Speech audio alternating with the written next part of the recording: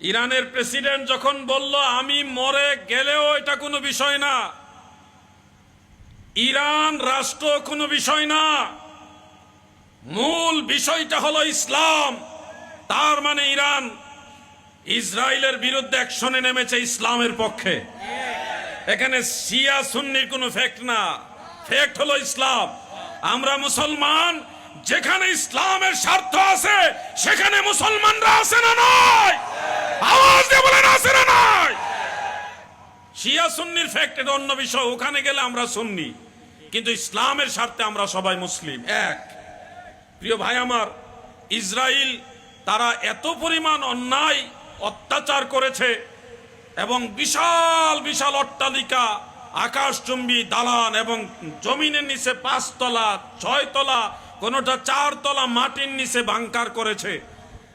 তো এই যে এত কিছু করার পরে তারা যখন মৌচাকে ঢিল মারছিল, মানে ইরানে যখন একটু হামলা করছে, মৌচাকে ঢিল মারা মনে করছে ইসরায়েলের নাম শুনলেই সবাই ডরায়, সবাই এক না।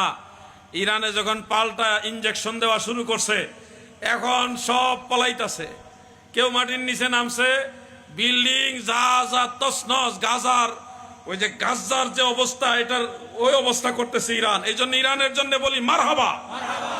প্রিয় ভাইয়ের আমার, আপনাদেরকে এটুকু বুঝাতে চাচ্ছি, ইসরায়েল মনে করেছিল পৃথিবীর সবচেয়ে বেশি বড় শক্তিধর রাষ্ট্র তারা হবে, বড় বড় শক্তিশালী বিল্ডিং তারা করবে, যেগুলি নিয়ে তারা সব সময় থাকতে পারবে, কিন্তু আজকে তারা নিজেদের বানানো ঘরে থাকতে পারছে। এই জন্য ক্ষমতা কোনোদিনও চিরস্থায়ী না। আপনাদেরকে এটা বোঝাতে চাই, আখেরাতকে স্মরণ রাখবেন, মৃত্যুর পরে আল্লাহ তাআলার কাছে আমাদের জবাবদিহিতা করতে হবে, এটা মনে রাখতে হবে আমার ভাই। এটা যদি মনে থাকে তাহলে আর আপনার জুয়ার দিকে মন যাবে না, মদ নেশা এগুলির দিকে আপনার দৃষ্টি যাবে না, আপনার লটারির দিকে যাইতে মন চাইবে না।